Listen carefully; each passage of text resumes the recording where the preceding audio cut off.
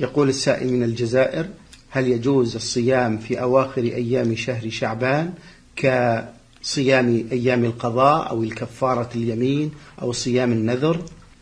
الذي عليه الصيام يقضي ولو في آخر شعبان، أما التطوع لا، بعد النصف من شعبان لا يتطوع.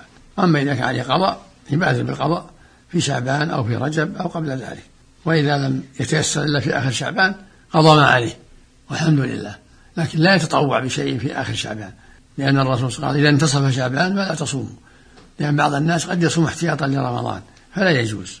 أما إذا كان عليه قضاء فإن واجب عليه البدار به، فإن تأخر إلى آخر شعبان وجب عليه قضاء. نعم. جزاكم الله خيرا.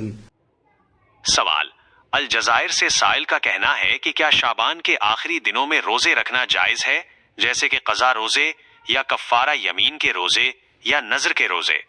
जवाब: जिस पर रोजे फर्ज हैं वो उन्हें कज़ा करेगा, ख्वाह शाबान के आखिर में ही क्यों ना हो, लेकिन नफल रोजे नहीं रख सकता।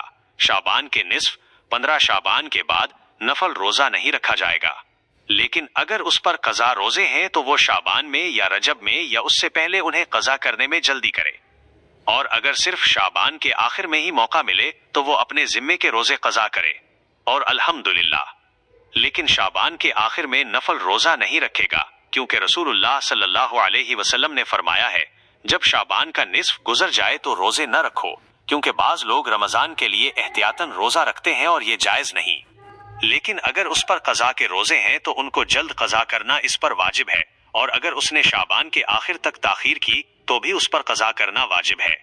जी हाँ, जज़ाकुमुल्लाहु खैरा।